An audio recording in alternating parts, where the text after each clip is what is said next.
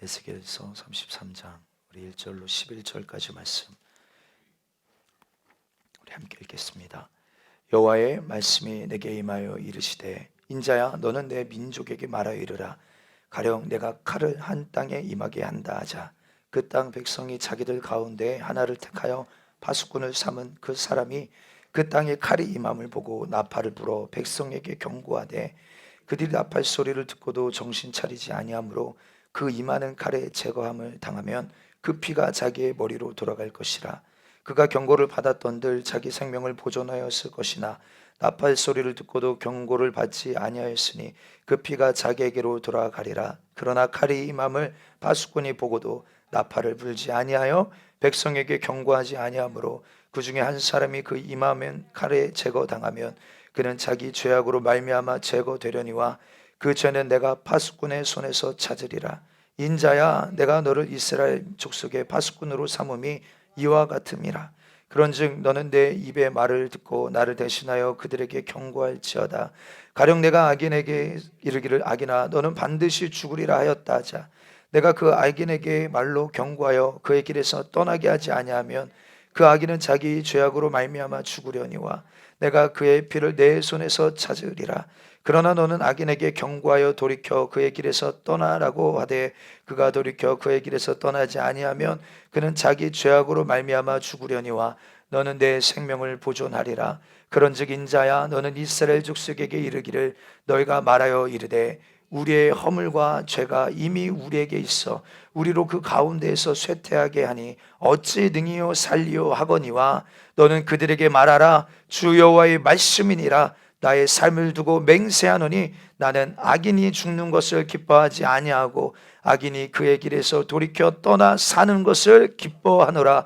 이스라엘 족속아 돌이키고 돌이키라. 너희 악한 길에서 떠나라. 어찌 죽고자 하느냐 하셨다 하라. 아멘. 아멘. 오늘 우리 에스겔서 33장 1절로 우리 11절 부분의 말씀 통하여서 나는 악인이 죽는 것을 기뻐하지 아니하고 사는 것을 기뻐하노라, 이런 제목으로 우리 하나님 말씀 함께 나누실 때 오늘 저와 여러분들 큰 은혜가 저와 여러분들에게 있게 되기를 축복합니다. 여기 부모 세대도 많이 계시는데 자식을 사랑하지 않는 부모는 사실 없죠. 자신의 아들을 굉장히 사랑하는 한 부모가 있었습니다.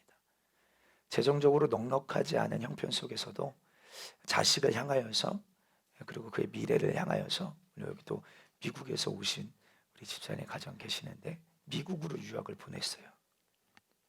그런데 하루는 이 심각한 목소리로 아들에게서 전화가 온 것입니다. 엄마, 저 고민이 있습니다. 다름이 아니라 제가 너무나도 사랑하는 제 친구의 이야기입니다. 그 친구가 미국에 유학을 왔다가 나쁜 친구들과 어울리며 마약 중독에 빠졌어요. 그리고 얼마 전에는 마약을 복용한 채 운전을 하다가 큰 사고가 난 모양이에요. 죽지는 않았는데 몸이 다 부셔져서 회복된다고 해도 평생을 하반신 마비로 살아야 된대요. 너무 마음이 아파요. 엄마는 어떻게 생각하세요? 라고 아들이 심각한 목소리로 전화가 온 것입니다. 그 친구가 이런 상황임에도 불구하고 살아야 할 이유가 있을까요? 이 아들이 엄마한테 전화를 한 거예요. 근데 엄마도 남의 자식의 이야기지만 너무 안타깝잖아요. 그렇죠? 그래서 마음에 있는 대로 대답했다는 거예요. 어떡하니? 정말 어떡해? 너무 안쓰럽구나. 그런데 그 엄마의 고백이 평생 그렇게 지금 마약에도 중독되어 있고 교통사고 나서 하반신도 쓰지 못하고 그렇게 살아서 뭐 하겠니? 이렇게 대답을 해준 거예요. 그런데 며칠 뒤에 미국에서 연락이 왔어요. 급하게 오라고 해서 급하게 미국 비행기 티켓을 끊고 날아가 봤더니 바로 그 내용이 바로 아들의 이야기였던 거예요. 아들이 했던 이야기가 바로 자신의 친구의 이야기가 아니라 자신의 이야기를 한 것이죠. 엄마의 기대를 채우지 못하고 방황하다가 마약 중독에, 그런데 사고까지 난 것입니다. 병원에서 의식이 돌아오지 않다가 의식이 돌아왔는데 자기를 바라보니까 이제는 회복되어도 전혀 인간으로서의 기능을 할 수 없는, 정말로 꼭 식물인간처럼 평생을 누워서 살아야 되고 누군가 나를 와서 수발해 줘야 되는 거예요. 그래서 이 친구가 극단적인 선택을 하게 된 것입니다. 실제 있었던 이야기예요. 그런데 비슷한 이야기가 에스겔서 16장에도 나옵니다. 누가 사생아를 버렸어요. 원치 않는 임신으로 생긴 이 아이를 낳아서 피를 닦지도 않고 아직 탯줄도 끊지 않은 상태로 갖다 버린 거예요. 그리고 피도 닦이지 않은 채 그 피투성이, 그채 발짓하고 있는 이 아이를 어떤 한 사람이 바라보고 너는 피투성일지라도 살아나라, 살아있으라. 우리 에스겔서 16장 6절 말씀 한번 읽어볼까요? 시작. 내가 내 곁으로 지나갈 때 내가 피투성이가 되어 발짓하는 것을 보고 내게 이르기를 너는 피투성이라도 살아있으라. 다시 이르기를 너는 피투성이라도 살아있으라. 아멘. 그렇게 이야기하면서 말로만 사랑을 베푼 게 아니라 그를 데려다가 잘 시키고 자기 친부모도 그를 버려서 아무런 관심이 없는 그를 데려다가 잘 시키고 양육하고 자라게 했어요. 그런데 이 아이가 나중에 자라면서, 에스겔서 16장에 나오는 내용입니다. 이 아이가 자라면서 이 사랑을 거절하고 외면하고 잊어버리고 교만해지기 시작하는 것입니다. 그리고 자기가 가지고 있는 것을 통하여서 오히려 더 음란한 짓을 하다가 온몸이 썩어 문드러지는 그런 문둥병처럼, 그래서 그런 병에 걸려서 사람들에게 환영받지 못하고 처음에 그런 사생아가 되어져서 피투성이가 되어져서 아무도 그를 돌보지 아니하고 심지어 자기 부모마저도 버릴 수밖에 없었던 그 모습 그대로 다시 꼭 쓰레기통에 오물이 버려져 있는 것처럼 그 인생이 그렇게 버려져 있는, 예전과 똑같은 처지로 돌아가져 있는 그 모습을 에스겔서 16장은 이야기하고 있습니다. 이 이야기는 하나님께서 이스라엘을 향하여 하신 말씀이죠. 하나님의 사랑을 잃어버리고 심지어는 내가 너에게 준 은과 금도 내가 너에게 준 것이야. 네가 지금 가지고 누리고 있는 이 모든 은과 금도 내가 너에게 준 것이야. 네가 지금 쓰고 있는 기름, 포도주 다 내가 너에게 공급해 준 것이야. 그런데 너희는 이것을 알지 못하고 오히려 이것을 가지고 바알을 섬기고 바알을 예배하고. 여러분, 그때 우리 주님의 마음이 어떠시겠습니까? 하나님의 사랑을 잃어버리고 음란하게 살다가 포로로 끌려가서 아무런 소망도 없는 그런 이스라엘 백성들, 스스로 생각할 때에도 하나님은 우리를 버리셨어. 아무리 여기를 봐도 저기를 봐도 소망이 없는 오늘 현실 앞에 낙심하고 절망하고 있는 그들, 그런데 그들을 향하여 주님은 또다시 뭐라고 말씀하십니까? 너는 피투성일지라도 살아있으라, 죽지 마라. 여러분들, 그 아버지의 사랑을 오늘 우리는 주님의 말씀 안에서 발견하게 되시기를 주님의 이름으로 축복합니다. 원래 피투성이에요. 우리는 원래, 여러분들, 우리의 모습이 사실 실상이 무엇이냐 이 말이에요. 내 모습의 실상. 이 실상을 비슷하게 이렇게 말합니다. 에베소서 2장에 1절부터 보면 그는 허물과 죄로 죽었던 너희를 살리셨도다. 허물과 죄로 죽은 너희를 살리셨도다. 아까 에스겔서 16장 말씀처럼 피투성이가 되어져서 발짓하고 있는, 아무도 관심사가 없고 아무도 그를 데려다가 회복시키려고 하는 의지조차 없는 버려진 인생, 허물과 죄로 죽어있던 너희를 살리셨도다. 그때 너희는 그 가운데서 행하여 이 세상 풍조를 따르고 공중에 권세 잡은 자를 따랐으니 곧 지금 불순종의 아들 가운데서 역사하는 영이라. 여러분, 이 얼마나 놀라운 사랑을 받았습니까? 근데 실상 이렇게 말합니다. 3절에 보면 오늘 우리도 다른 이들과 동일하게 본질 자체가 본질상 진노의 자녀이었다. 여러분, 사실 복음의 출발은요, 우리 어제도 우리 예은자매랑 같이 저희 교회 제자 세움 시리즈 중에 가장 첫 번째 신앙 기초반, 우리 총 8가지 질문들이 있죠. 왜 구원을 받아야 하는가? 여러분, 히브리적인 사고로 왜라는 질문을 던질 때 여러분들 답이 항상 있습니다, 성경에. 그래서 왜 구원을 받아야 하는가? 근데 핵심이 뭐예요? 결론은 무엇입니까? 바로 우리가 본질 자체가 죄인이기 때문에, 정말 내 힘으로는, 내 능으로는 오늘 내 신세, 내 이 영적인 형편을 바꿀 수 없는 내 모습을 알기 때문에 누군가 나를 여기서 건져주리가 필요하다, 이 말이죠. 그래서 복음의 출발은 다른 것이 아니라 오늘 우리가 죄인임을 깨닫는 것에서부터 사실은 출발이 되어집니다. 다른 이들과 같이 본질상 진노의 자녀이었더니, 우리 4절 5절 함께 읽습니다. 긍휼이 풍성하신 하나님이 우리를 사랑하신 그 큰 사랑을 인하여 허물로 죽은 우리를 그리스도와 함께 살리셨고 너희는 은혜로 구원을 받은 것이라. 아멘. 사랑하는 성도 여러분들, 그래서 우리가 창세기부터 요한계시록까지 모든 말씀은 우리를 향하신 하나님의 사랑인 줄 믿습니다. 사랑이에요. 도대체 사랑할 수 없고, 그래서 어느 때에는 내가 나를 바라봐도 사랑하기가 싫고 사랑할 수가 없고 사랑할 만한 모습이 내 안에 없어. 그럴 때가 있거든요. 그래서 우리 중고등부 청년들 가끔 이렇게 우리 수련회나 성회 같은 데 갔다 와서 막 은혜 받고 막 뜨거워져서 이제 주님 뜻대로 살아야지, 이런 결단을 가지고 돌아옵니다. 눈물 쏟고요. 그들이 진짜 그 마음이 베드로가 주님 앞에 내가 주를 위하여 죽겠습니다 고백했던 것처럼 진실한 고백이었어요, 사실. 그런데 얼마 안 가서 또 그들이 세상 앞에 넘어지고 또 예전 모습으로 돌아가는 자기를 바라볼 때 얼마나 비참해하고, 오히려 이전보다 더 못한 내 모습을 바라볼 때 스스로를 향하여서 사랑하지 못하는 그런 모습들이 발견될 때가 실상 있습니다. 맞아요. 도대체 사랑할 수도 없고 사랑해서는 안 되는 죄인인 나, 그렇죠? 주님의 반역자였던 나.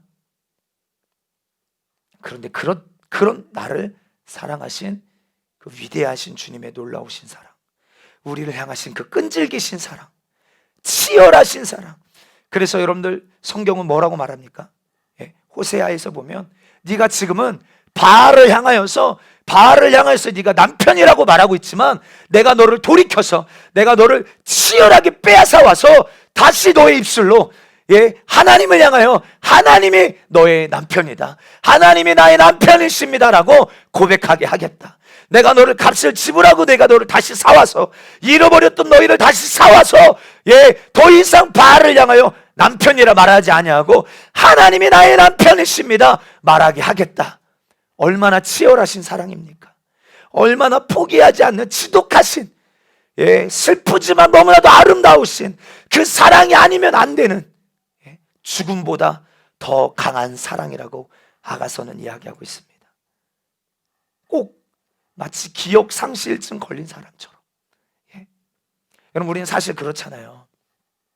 전에도 한번 말씀드렸죠. 우리 여기 지숙 집사님, 공구 집사님 죄송해요. 예를 들자면 우리 두 집사님이 투닥투닥 하면서 싸웠어. 그래서 공구 집사님이 하고 상처 주는 말을 했다고 생각해 보세요.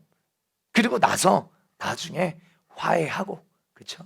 내가 그때 잘못했어, 용서해줘, 알겠어요, 그때 저도 죄송했어요 하고 화해했다고 쳐요.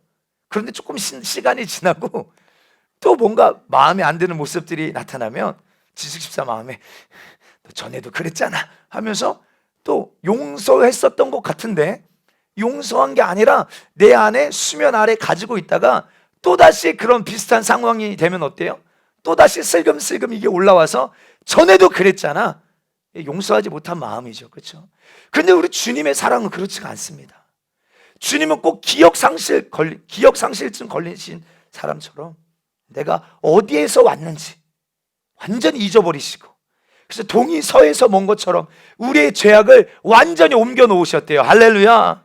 예, 죄의 저주를 안고 태어난 이 운명이 전부인 줄 알고 굳게 믿고 소망도 없고 희망도 없고 죄악의 덫에서 중독의 감옥에서 벗어날 수 없는 이 비참한 삶을 살다가 그 두려움의 종로로 타다가 결국 죽어 영원히 멸망당한 오늘 우리를 향하신 그 일방적이신 하나님의 사랑. 그래서 때로는 우리가 이 십자가를 바라볼 때 너무나도 죄송해요. 왜 그렇습니까? 나는 너무나도 쉽게 죄를 짓잖아요.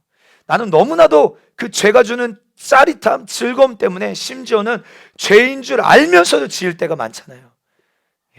그런데 그 죄, 나는 너무나도 쉽게 짓는 그 죄 때문에 하나님께서 하늘 영광 보좌를 버리시고 이 땅에 오셔서 우리를 위하여 십자가에서 대속물이 되어주신 그 사랑을 기억할 때 사실 너무나도 죄송하잖아요.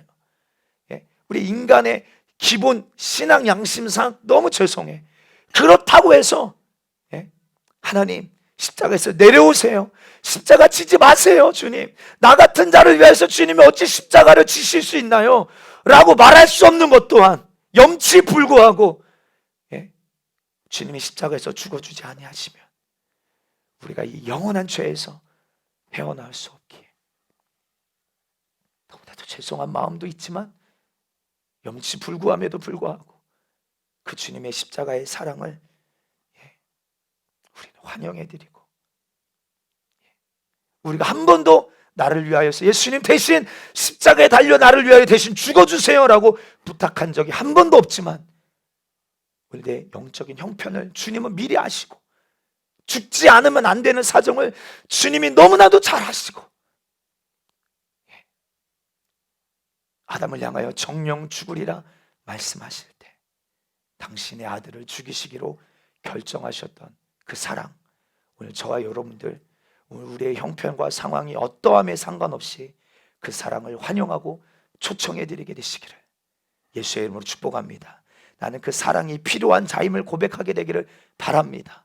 본질상 진노의 자녀였던 우리가 긍휼이 풍성하신 하나님이 우리를 사랑하신 그 큰 사랑 때문에 우리는 구원받게 된 것입니다. 사랑으로 구원받게 된 거예요. 주님은 그 완전한 사랑으로 우리를 지금도 초대하고 계시는 줄 믿습니다. 역사상 가장 위대하고 놀라우신 그 사랑의 잔치로 우리를 초대하고 계시다 이 말이에요. 상상 못할 그 사랑을 입은 나. 그래서 심지어는 아가서에도 보면 뭐라고 말합니까? 네가 검지만 아름답구나. 여러분, 그러니까 주님이 우리를 보시는 것이 사람이 어떤 사람을 살펴보는 것과는 완전 다른 것입니다. 어쩌면요, 여러분 오해하지 말고 들으십시오. 오늘 우리 안에 죄가 있기에 주님은 더 불타는 사랑으로 우리를 사랑하시는 것입니다. 아멘. 의인에게는 예수가 필요 없어요.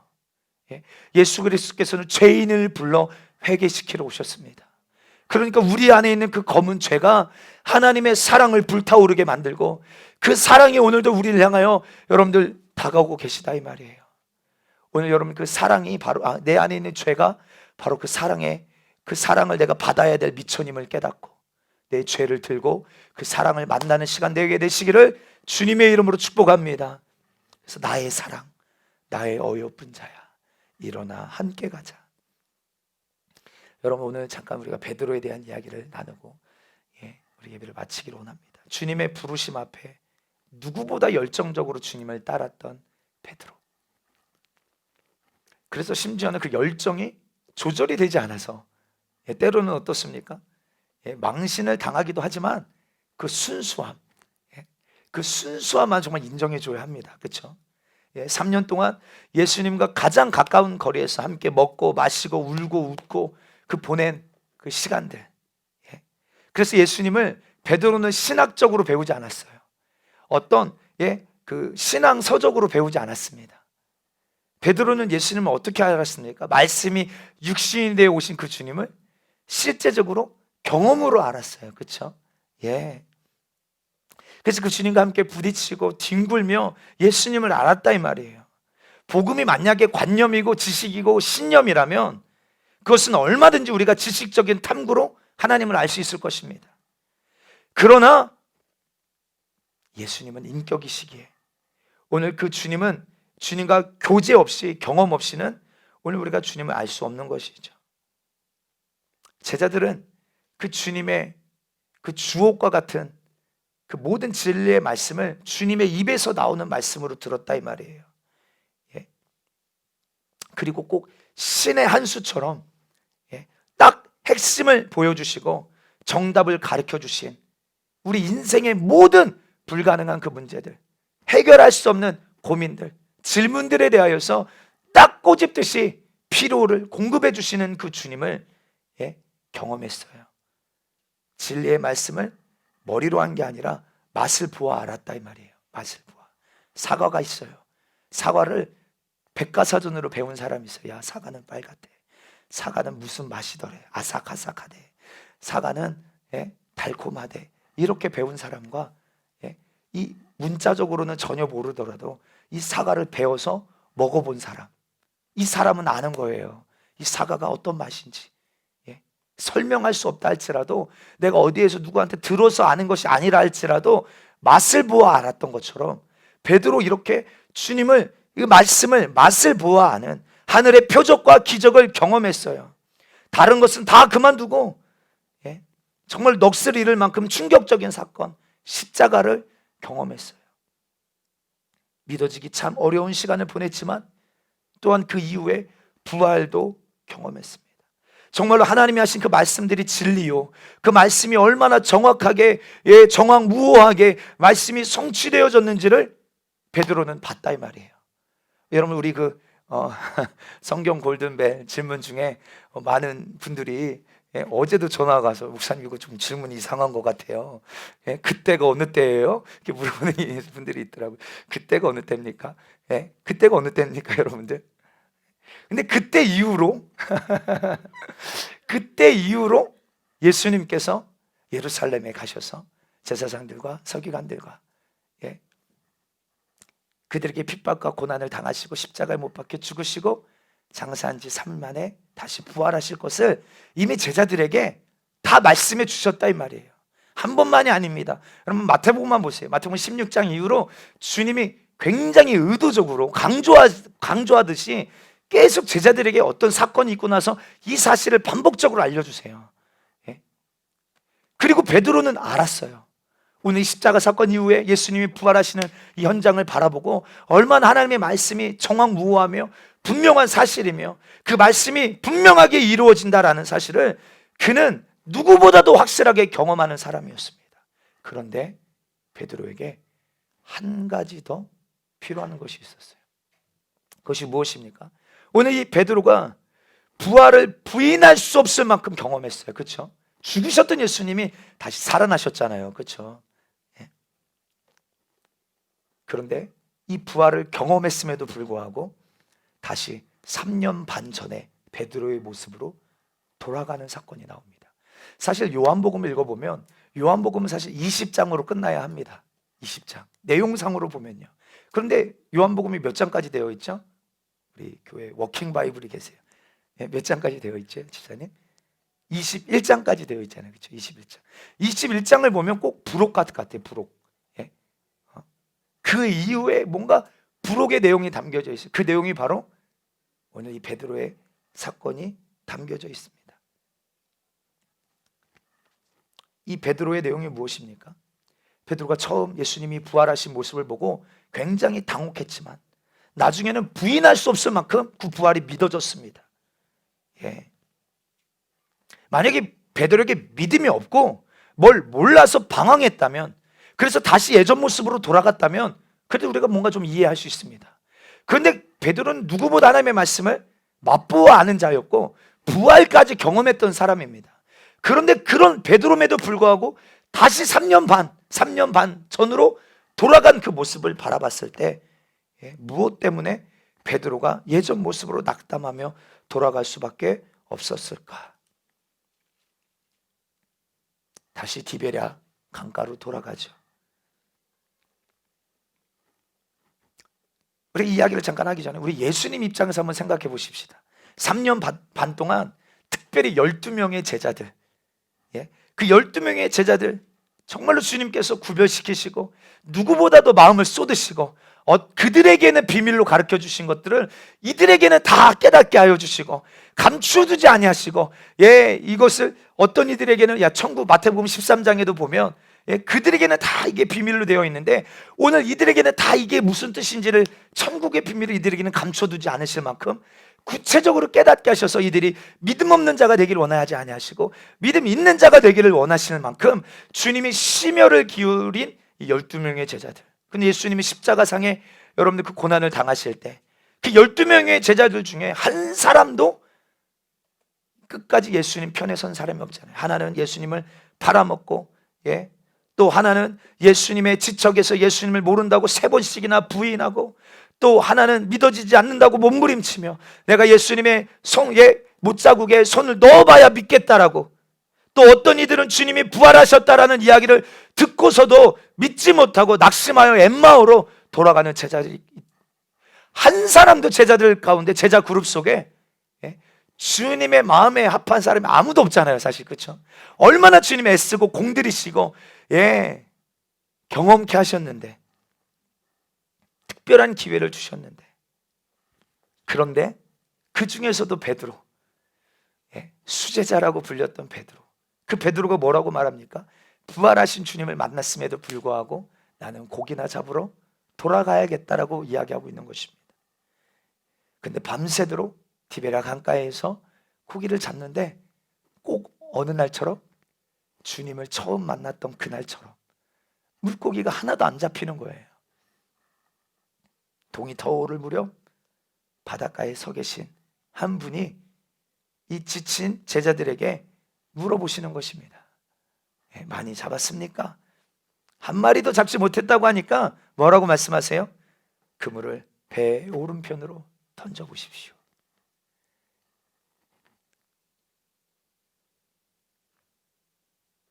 베드로와 요한은 그물이 찢어질 정도로 물고기가 잡힌 걸 바라보자 뭘 깨달았을까요?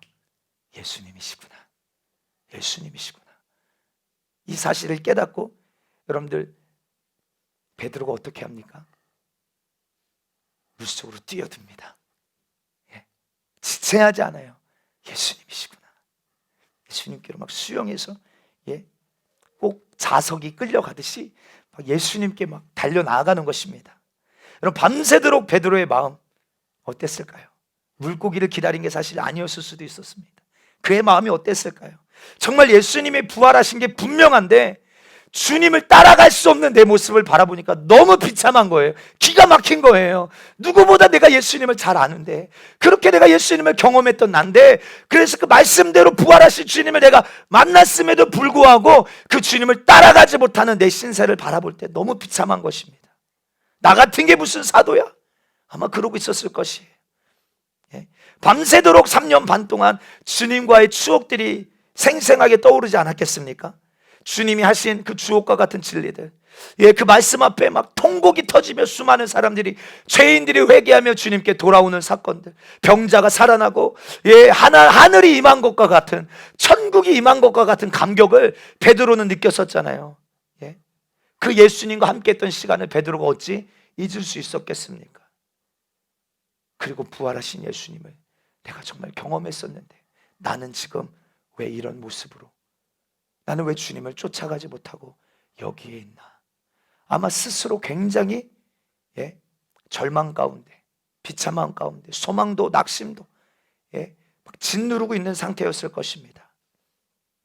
그랬던 그들에게 그 실패감에 젖어 있던 제자 그룹 가운데 주님은 찾아오셔서 야단을 치신 것이 아니라 아침 식사를 차려주시고 그때 가장 마음이 어려웠던 베드로를 향하여서 주님이 말씀하시죠. 요한의 아들 시몬아, 네가 이 사람들보다 나를 더 사랑하느냐? 주님이 말씀하세요. 그 전 베드로였다면 어떻게 대답했을까요? 맞습니다 주님, 누구보다 내가 더 주님을 사랑합니다. 왜요? 예수님 십자가에 달리시기 전날 밤 너희가 다 나를 부인하리라. 그때 베드로가 뭐라고 말했어요? 사람들이 다 주를 배반해도 배신해도 저는 끝까지 주님을 지켜드릴 겁니다. 주님이 옥에 갇히시면 저도 함께 옥에 갈 거고요, 주님이 매를 맞는 자리에 가시면 저도 함께 예수님과 매를 맞을 겁니다 라고 호언장담했던 자가 베드로거든요. 오늘 이 질문 앞에도 베드로가 맞습니다, 누구보다 내가 더 주님을 사랑합니다 라고 아마 평소였으면 그렇게 대답했을 것입니다. 그런데 베드로가 주님을 사랑한다 안 한다 라고 대답하지 아니하고, 주님, 제가 주님을 사랑하는 줄 주께서 아십니다.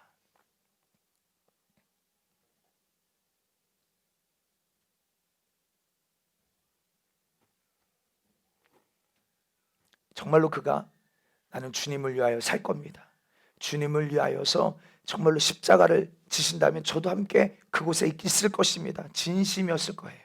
그렇죠? 그런데 계집종의 한마디에 너도 저 예수와 한패 아니냐? 이 한마디에 무너져 버렸던 내 영적인 실상, 그 실패감, 다시 되돌릴 수 없는 그 내 하나님과 나와의 관계 가운데 주님은 다시 찾아오셔서 그 사랑의 관계를 회복시켜주고 계시다 이 말이에요. 내가 가지고 있는 사랑은 얼마나 초라한가, 그렇죠? 내가 어찌 그 사랑으로 주님을 사랑합니다라고 고백할 수 있었겠어요, 베드로가. 내가 가지고 있는 사랑이 얼마나 비참한 것인지 그는 너무나도 잘 알고 있었기에 오늘 우리의 모습이 오늘 이 베드로와 같은 모습은 아닌지 오늘 시간 돌아보게 되기를 주의 이름으로 축복합니다. 저와 여러분들에게도 예수님을 배신하고 모르는 것처럼 살아가고 주님을 눈앞에 두고 배신한 일들이 사실 저에게도 우리에게도 너무나도 많은 것이지요.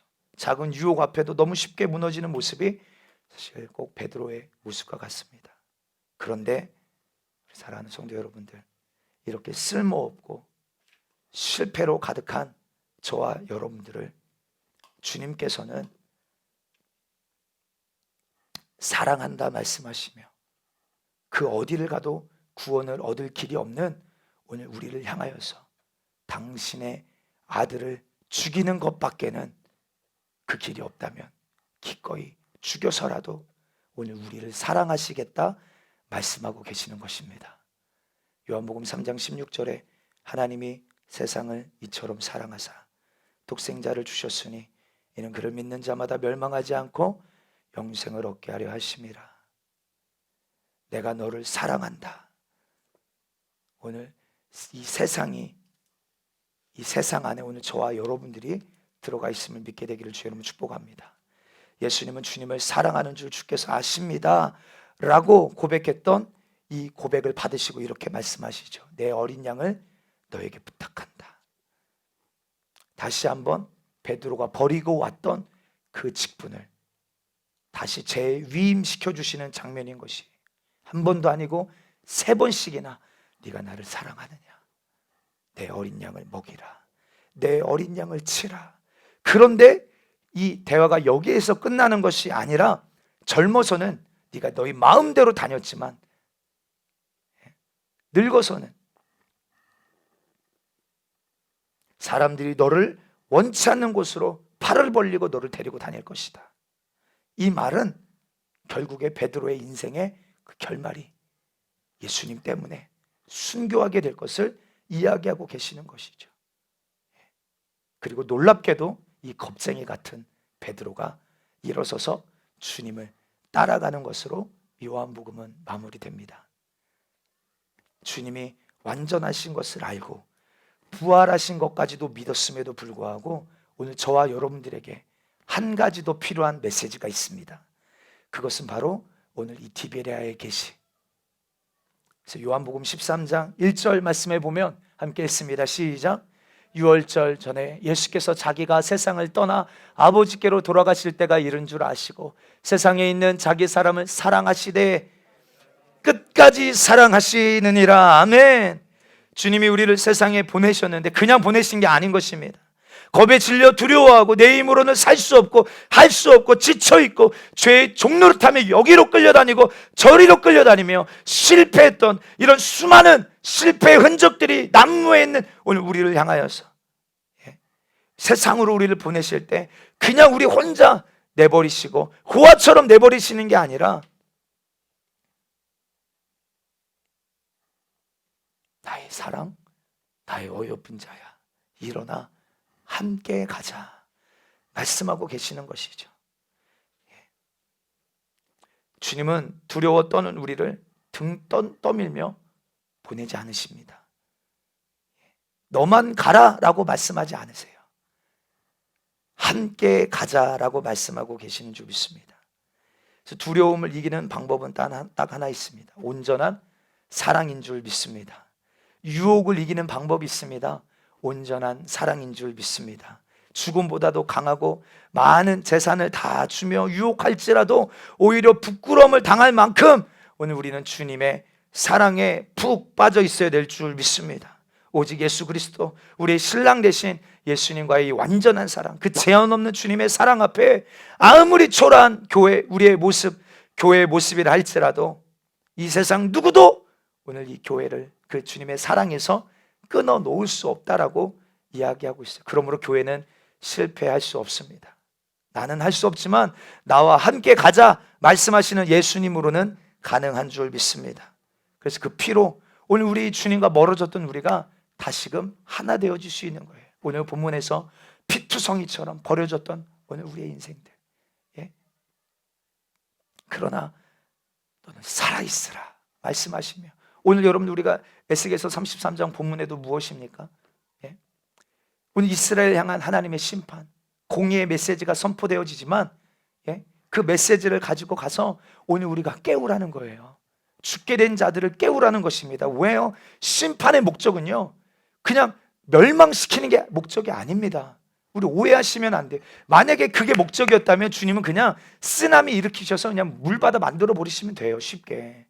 그런데 이렇게 여러분 피곤할 정도로 주님께서 주님의 입장에서 바라보셨을 때 피곤할 정도로 교회들을 향하여서 주님의 뜻이 무엇인지 계시하시고 주의 사자들을 일으키시고 선지자들을 일으키셔서 주님의 뜻을 가르치시고 그 뜻을 깨닫고 돌아오기를 원하시는 이유, 심판 속에서도 긍휼을 잃지 아니하시고, 그래서 노아가 하나님께 은혜를 입었더라라고 말할 때 그 은혜를 입었더라고 말하는 그 말은요, 사실 원어로 보면 노아가 하나님의 눈동자 안에 있는 하나님의 긍휼하심을 깨달았다라는 거예요. 그러니까 주님은 지금 입술로 공의를 심판하고 있어요. 내가 물로 심판할 거야, 방주를 지어라 말씀하고 계시지만 실상 주님은 뭘 명령하고 계시는 거예요? 방주를 지어라, 은혜를 베풀고 계시는 거예요. 망하지 않기를 원하시는 거예요. 내가 악인일지라도 살기를 원하시는 그 긍휼을 노아는 발견했다 이 말이에요. 오늘 저와 여러분들이 오늘 이 시대 속에 주님의 목적이 심판을 통하여서 우리가 다 멸망당하는 것이 아니라 주님은 자기 사람을 사랑하시되 끝까지 사랑하셔서 주님의 몸된 교회를 통하여 악인들을 깨우시고 살려내기를 원하시는 그 주님의 뜨거운 열정으로 오늘 이 교회를 파수꾼으로 세우시기를, 사용하기를 원하시는 그 주님의 마음을 저와 여러분들을 알게 되기를 주의 이름으로 축복합니다. 그 일을 이루시려고 예수님이 오신 거예요.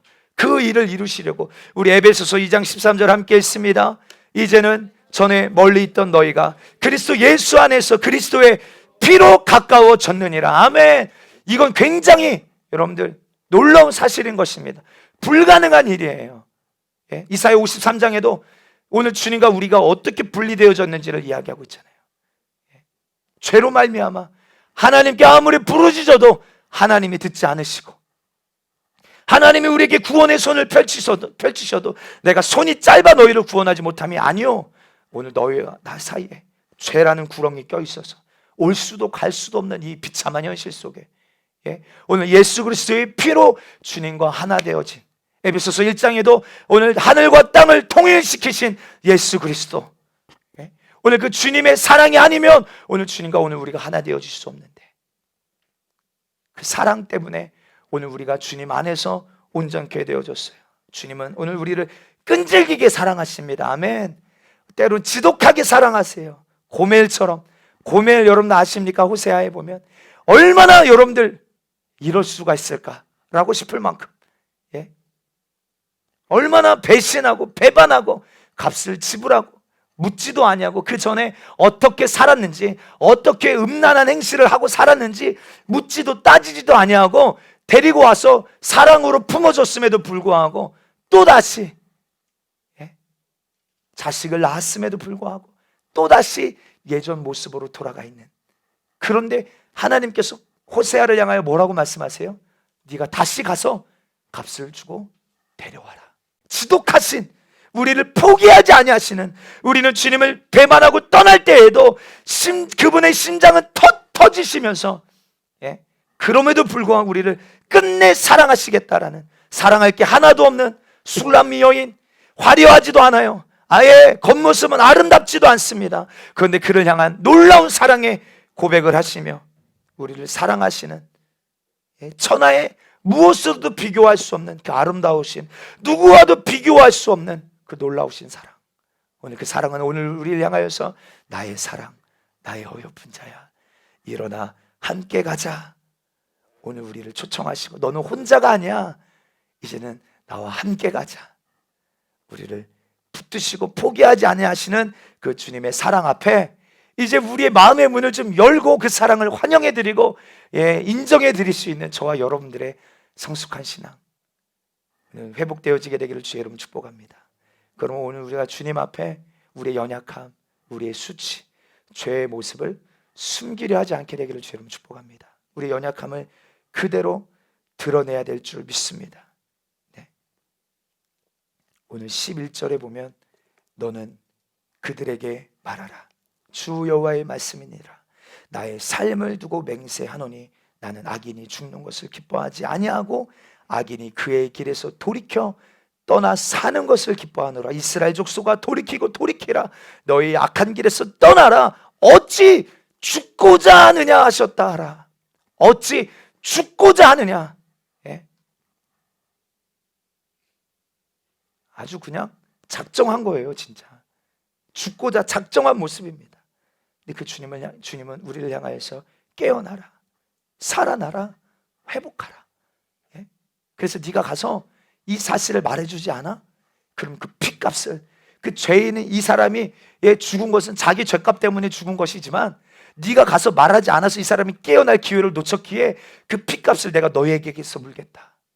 이스라엘아, 내가 너희를 택하고 부른 이유가 바로 이것 때문이다. 파수꾼으로 세우려고 내가 너를 불렀다. 내가 너희를 그렇게 사랑하지 아니하였느냐? 이제 네가 가서 악인들을 깨워내라. 악인들에게 나팔을 불어라. 내가 원하는 것은 악인들이 죽는 것이 아니라 도리어 그들이 돌이켜 사는 것을 내가 기뻐한다. 오늘 저와 여러분들이요, 오늘 우리에게 주신 사명, 교회의 부르심을 잊지 않게 되기를 예수의 이름으로 축복합니다. 할렐루야. 그래서 여러분 성경에 보면 계시록 3장 19절에도 무릇 내가 사랑하는 자를 책망하여 징계하노니 그러므로 내가 열심을 내라. 회개하라. 오늘 여러분들 회개하라라고 하시는 말씀도요, 우리를 사랑하시기 때문에 하시는 말씀입니다. 친아들이 아니면 징계하지도 않는다고 히브리서는 말합니다. 사랑하기 때문에, 잘못된 길로 가면 안 되기 때문에 주님이 말씀하시는 거예요. 깨우시는 거예요. 일어나라는 거예요. 깨어나라는 겁니다. 준비하라는 거예요. 단장하라는 거예요. 그렇게 있다가 망하지 말라는 것입니다. 우리는 이 모든 말씀들이 주님의 사랑의 목소리로 들릴 수 있는 영적인 사람 되어지게 되기를 주의 이름으로 축복합니다. 온통 사랑의 부르짖음이에요. 우리를 얼마나 사랑하시는지 측량할 수 없는 그 사랑. 오늘 여러분들과 하나만 더 말씀드리고 예배를 마칩니다. 여러분들, 그런데 사실 우리를 바라봤을 때 우리는 실상 사랑할 수 있는 기능, 사랑할 수 있는 능력, 아까도 우리 이야기했지만 원수를 어떻게 사랑해요? 그렇죠? 이런 기능이 내게 없어요. 원수를 사랑할 수 있는 기능이 내게 없어. 어떤 한 율법사가 예수님을 찾아옵니다. 주님, 율법 중에서, 계명 중에서 어떤 계명이 가장 큽니까? 예수님 뭐라고 말씀하세요? 첫째는 이것이니 너희는, 한번 말씀 같이 읽을까요? 시작. 선생님, 율법 중에서 어느 계명이 크니까? 예수께서 이르시되 내 마음을 다하고 목숨을 다하고 뜻을 다하여 주 너희 하나님을 사랑하라 하셨으니 이것이 크고 첫째 되는 계명이요 둘째로 이것이니 내 이웃을 내 자신과 같이 사랑하라 하셨으니 이 두 계명이 온 율법과 선지자의 강령이니라. 아멘. 아멘. 여러분, 이 말씀 안에는요 사실 놀라운 비밀이 담겨져 있습니다. 여러분들 사랑은 누구 것일까요? 사랑은 누구 겁니까? 네, 하나님은 사랑이시라. 우리 이런 말씀 많이 들으셨잖아요. 사랑은 하나님이세요. 사랑은 하나님의 것입니다. 우리가 진짜 사랑을 하려면, 사랑을 알려면 하나님의 사랑을 알아야 합니다. 하나님이 나를 얼마나 사랑하시, 내가 먼저 사랑한 것이 아니요, 예? 주님이 우리를 먼저 사랑하셨다고 성경은 선포하고 있어요. 사랑은 여기 있으니, 예? 우리가 하나님을 사랑한 것이 아니요, 하나님이 우리를 사랑하사 우리 죄를 속하기 위하여 화목제물로 그 아들을 보내셨습니다. 우리가 사랑을 우리가 알려면 하나님의 사랑을 아셔야 돼요. 그렇죠? 그래서 로마서 말씀처럼 하나님 우리를 얼마나 사랑하시는지 성령의 그 사랑을 우리 마음에 부음받게 하여 주십시오 라는 표현이 있는 거예요. 여러분, 우리가 그 사랑을 이제 알았어요. 만났습니다. 그리고 우리도 하나님을 사랑할 때, 그래서 사랑의 교제가 이루어질 때, 이게 첫 계명이라고 말씀하셨어요. 이 첫째 계명이 내 삶의 우선순위가 될 때, 우리가 그래서 그 사랑이 무엇인지가 깨달아질 때, 다시 내가 어떤 죄인인지, 본질상 진노의 자녀인데 이런 나를 하나님이 어떻게 사랑하셨는지를 알 때, 예? 나도 나를 사랑하지 못하고 사랑할 만한 조건, 자격 아무것도 없는 나를 하나님께서 조건도 없이 이유도 없이 그저 사랑하신다는 이유 하나만으로 하늘 영광 보좌를 다 버리시고 낮고 천한 이 땅에 오셔서 이 십자가를 어떻게 지셨는지, 날 사랑하셔서 행하신 이 모든 일들을 우리가 사랑으로 깨달아질 때, 두 번째 계명, 내 이웃을 우리는 그제서야 내 몸과 같이 사랑할 수 있게 되어지는 것입니다. 오늘 이것이 선지자의 강령이다, 가장 큰 계명이다 라고 말씀하고 계시는 것이에요. 네. 그가 우리를 위하여 목숨을 버리셨으니, 성경은 이렇게 말합니다. 하나님이, 예수님께서 당신의 목숨을 우리를 위하여 버리셨으니 우리가 이로써 사랑을 알고, 이로써 사랑을 안돼요. 여러분, 세상 어디를 찾아보십시오. 예? 사랑이 있습니까? 예? 오빠 사랑해, 나도 너를 사랑해. 그 사랑이 여러분들 온전한 사랑인가요? 그 사랑을 굳게 믿고 콩깍지가 씌어져서 결혼까지 하잖아요. 그런데 뭐합니까? 결혼하고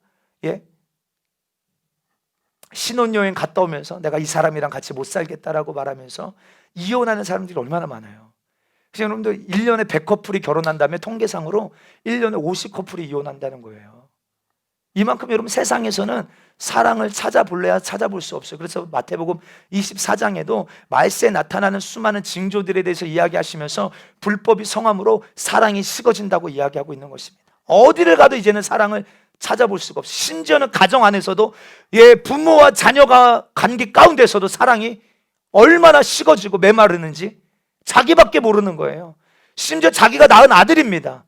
그런데 그 갓난 아기가 지금 옆에서 밥 달라고 울고 있는데 게임에 미쳐서 게임에 중독돼요. 그거 하느냐고 돌보지를 않는 거예요. 너무 시끄럽다고 이불을 덮어서 우는 소리를 듣지 않으려고. 오늘 이런 시대입니다. 사실 이런 시대. 그럼 우리는 아닌 것 같습니까? 우리가 알면서, 죄인 줄 알면서 수많은 죄에 나를 내어주는 것이 내 영혼을 사랑할 줄 모르는, 사랑이 뭔지를 모르기 때문에 나를 지키려고 하지 아니하고 나를 사랑하지 않으려고 하는 것이죠. 주님은 우리를 위해서 대가를 지불하시며 너무나도 크신 사랑을 우리에게 베풀어 주셨는데, 우리는 그 사랑을 너무나도 거저받았고 값없이 받았고 선물로 받아서 그런 것입니까? 우리를 위하여 목숨을 버리셨으니 우리가 이로써 사랑을 알고, 성경이 이렇게 말합니다. 우리도 형제를 위하여서 목숨을 버리는 것이 마땅하니라. 그럴 수 있어? 이게 아니에요. 마땅한 신앙이라고 말하고 있는 거예요. 당연한 반응이라고 이야기하고 계시는 것입니다. 우리 마지막 말씀인데 안 찾았네. 요한 1서 우리 3장 16절 18절 우리 한번 여기 찾아서 읽고 이 말씀 붙들고 우리 함께 기도하기를 원합니다. 요한 1서 3장 16절로 18절입니다. 시작. 그가 우리를 위하여 목숨을 버리셨으니 우리가 이로써 사랑을 알고 우리도 그 형제들을 위하여 목숨을 버리는 것이 마땅함이라. 누가 이 세상의 재물을 가지고 형제의 궁핍함을 보고도 도와줄 마음을 닫으면 하나님의 사랑이 어찌 그 속에 거하겠느냐. 자녀들아, 우리가 말과 혀로만 사랑하지 말고 행함과 진실함으로 하자. 아멘.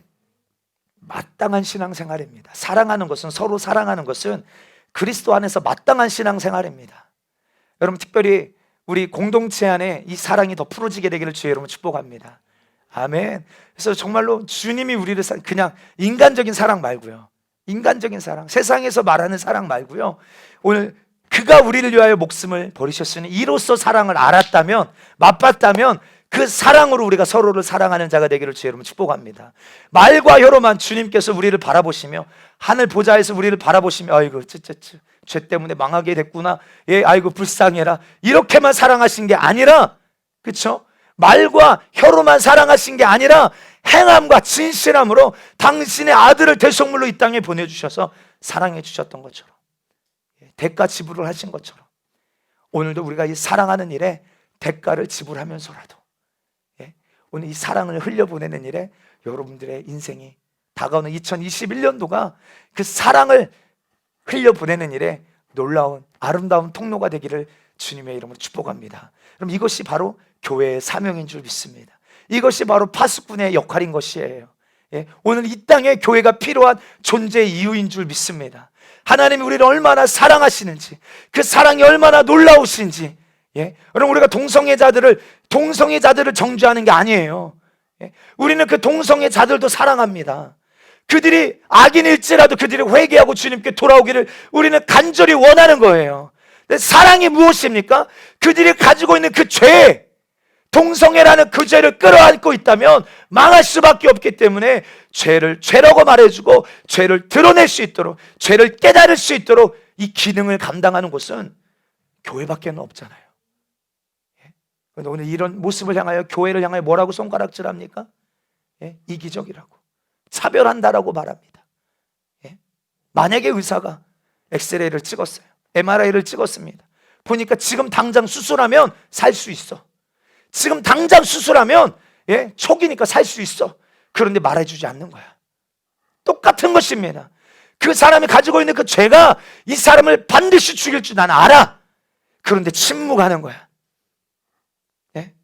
동성애라는 죄가 이 사람을 죽일 줄 안다고요. 그럼 진짜 사랑은 뭡니까? 가서 말해줘야죠. 그렇죠? 그게 죄라는 사실을 깨닫게 해줘야 되잖아요. 그런데 그 사실마저도 이제는 세상은 차별한다라고 말해요. 교회는 사랑이 없다라고 말합니다. 그런데 우리 많은 그리스도인들이 교회 안에서 수많은 사람들이 이 이야기에, 세상의 이야기에 동의하며, 맞다, 교회는 너무 이기적이다 라고 이야기하는 것을 많이 들어요. 아닙니다. 교회는 정말로 사랑이 무엇인지를 알기 때문에, 죄로 말미암아 멸망당할 수 없는 그 주님의 심정을 알기 때문에 죄를 말해줄 수밖에 없는 거예요. 악인을 깨워서 악인이라 할지라도 살기를 원하시는 그 주님의 심정 가지고 오늘 사랑하는 성도들이요, 먼저는 내 영혼을 사랑하게 되기를 주의 이름으로 축복합니다. 그리고 서로 사랑하는 일에 주님이 우리를 사랑하신 것처럼 서로 사랑할 수 있는 우리 그런 정말로 주님이 기뻐하시는 공동체 되어지게 되기를 주의 이름으로 축복합니다. 우리 말과 혀로만 사랑하지 마십시다. 우리 뉴스 같은 걸 보면 여러분, 우리 다음 세대들 얼마나 영적으로 지금 비참해지고 있는지 아십니까? 우리 초등학생들도 여러분들 이 통계가 맞는지 아닌지는 잘 모르겠지만 초등학교 때부터 성적인 경험들을 그렇게 많이 한다는 거예요. 우리나라 이야기입니다. 담배, 술 이 정도가 아니에요. 이미 모든 막 성적인 경험들을 하는